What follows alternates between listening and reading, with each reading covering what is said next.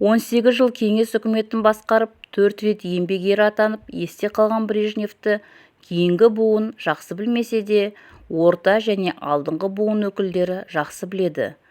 Ол қайтыс болғаннан кейін жазылған естеліктерде оның өте қарапайым, Кремльде қызмет істейтін қатардағы қызметкерлерге де ілтипатпен қарайтын басшы болған айтылады. Тіпті ол Кремльде еден жуушы қызметкерлердің туған күнін ескеріп, гүл сыйлап жүреді екен. Жалпы, Брежнев туралы қызықты естеліктер көп жазылған. Сондай естеліктердің бірінде оны талай рет өлімнен құтқарған мысық жайлы айтылады. Естеліктен белгілі болғандай, Брежневтің ерекше қасиетке ие мысығы болған екен. Брежневке ол мысықты Үндістанға барған сапарында сол елдің премьер-министрі Индира Ганди сыйға тартқан көрінеді. Сонымен қоса, Үндістан басшысы мысықтың аса ерекше қасиетке ие екенін, болғалы тұрған қауіпті алдын ала сезіп, белгі беретінін де айтады. Мысықтың ондай қасиетіне сенбесе де, кеңес үкіметінің басшысы Индира Гандидің қолын қайтармай, алғысын айтып, мысықты өзімен бірге Мәскеуге алып келеді.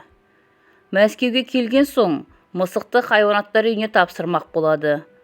Алайда, қасындағы көмекшілері елге келгенде сыйға тартқан мысығын сұрап қалса, ұят болады. Сондықтан үйде ұстағаныңыз дұрыс болар, деп кеңес береді. Ол да рас екен-ау, деп мысықты үйінде қалдырады. Арада 2-3 ай өткенде бір күні мысық таңертең жұмысқа баруға жиналған КСРО аспазшысы Брежневтің аяғына оралып, мазасызданып, жолын кес-кестей береді. Алғашында оған аса мән бермеген бас хатшының есіне Индира Гандидің айтқан сөздері түседі. Күнде бірдей 3 машинаның ортаңғысында отыратын Брежнев сол күні соңғы көлікке мінеді.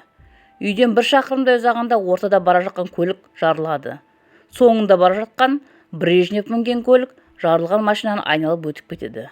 Сөйтіп, КСРО басшысы аман қалады. Арадан тағы бірер жыл өткенде Брежнев Ресей облыстарының біріне іс-сапармен барады. Іс-сапарға аттанарда мысық тағы да аяғына оралып, жолын кес-кестейді. Мысықтың бұл әрекетіне секем алған бас хатшы оққағарларына өте сақ болуды тапсырады. Іс-сапардың барысында мемлекет басшысы облыстағы үлкен зауытқа барады. Зауыт басшылары Брежневке жаңадан қосылған металл балқыту пешін көрсетіп жатады.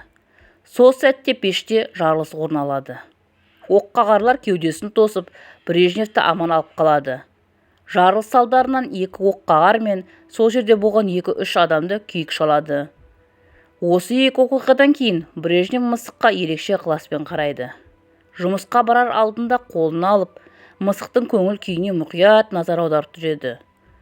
Арадан тағы бірер жыл өткенде Брежнев іс-сапармен Өзбекстанға баратын болады. Іс-сапар туралы әңгіме айтылғаннан бастап, мысықтан маза кетеді. Іс-сапарға кететін күнге дейін мысық мяулап, қайта-қайта келіп, Брежневке сүйкеніп жүреді. Ал дәл Өзбекстанға аттанар күні аяғына оралып, жолын кес-кестейді. Мысықтың көңіл күйінен бір қатердің боларын сезеді. Көмекшілері іс-сапарды кейінге қалдыруды ұсынады. Алайда Брежнев іс-сапардан бас тартпайды.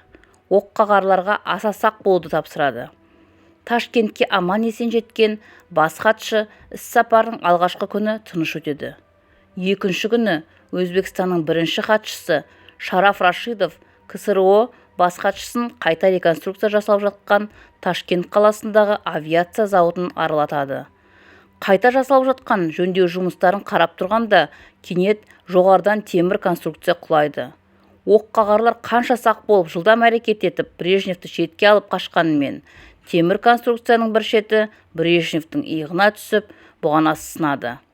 Бірақ аман қалады.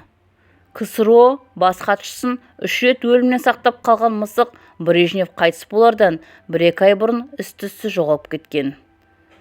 Сол бір мысықтың әрекетіне бүгінге дейін ешкім түсінік бере алмаған.